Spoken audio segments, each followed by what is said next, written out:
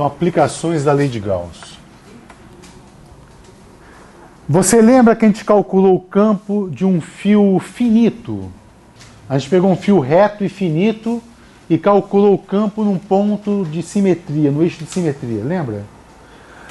Calcular para o fio infinito é uma consequência natural desse cálculo, não é verdade? É só pegar os extremos de integração e, ao invés de usar integral de menos L até L, fazer de menos infinito até mais infinito. Olha só.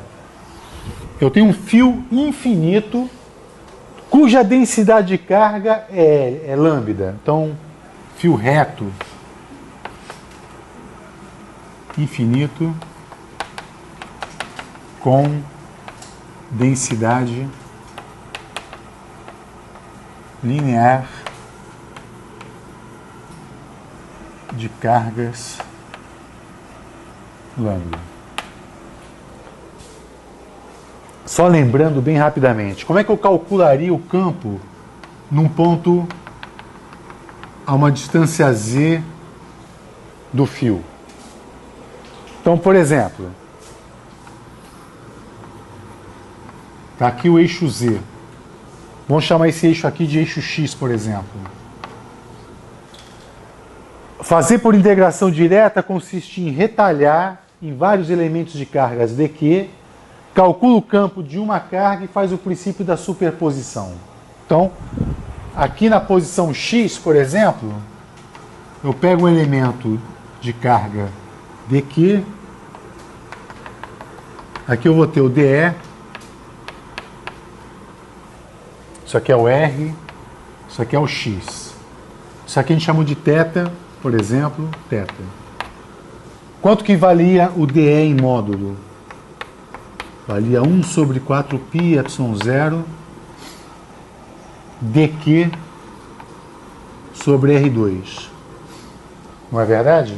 Isso aqui é o mesmo que 1 sobre 4π ε0 lambda dx sobre a distância ao quadrado, que é z2 mais x2. Mas como você tem uma simetria e o elemento simétrico à origem aqui gera um vetor cuja componente horizontal cancela com esse. Então a gente tinha que pegar a componente vertical dele. A gente pegou o dE cosseno θ, que era simplesmente pegar essa quantidade e multiplicar por cosseno de θ. E aí você tinha esse resultado aqui, 1 sobre 4π ε0 lambda dx sobre z2 mais x2. Quanto que vale o cosseno de θ aqui?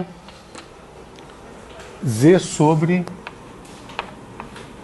raiz quadrada de z2 mais x2. Finalmente, o campo é... A gente fez isso. A gente fez de menos L a L. Aí a gente chamou x sobre z de tangente, integrou, blá blá blá. E o resultado, para quem não lembra, é 1 sobre 2π ε0 lambda sobre z. A gente pode checar se é isso mesmo agora mesmo. A gente vai resolver esse mesmo problema agora usando a lei de Gauss. Então agora eu vou resolver o mesmo problema usando a lei de Gauss. Por que eu vou usar a lei de Gauss? Ela vale sempre, isso é fato. Mas nesse caso eu consigo calcular o fluxo do campo elétrico.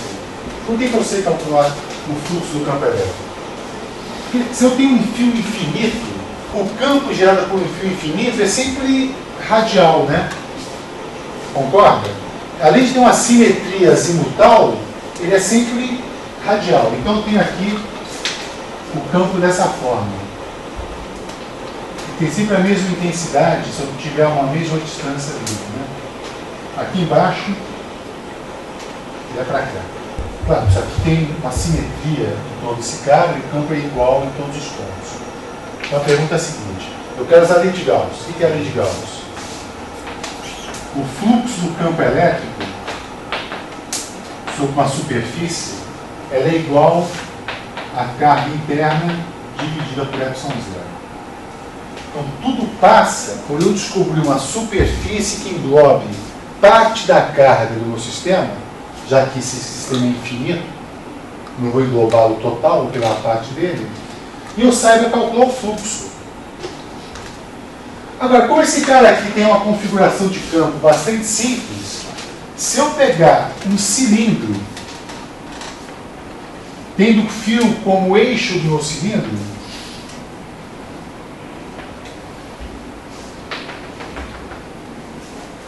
repare, nessas tampas do cilindro não há fluxo algum.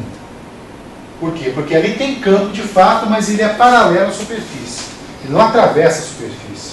Não há fluxo nas tampas.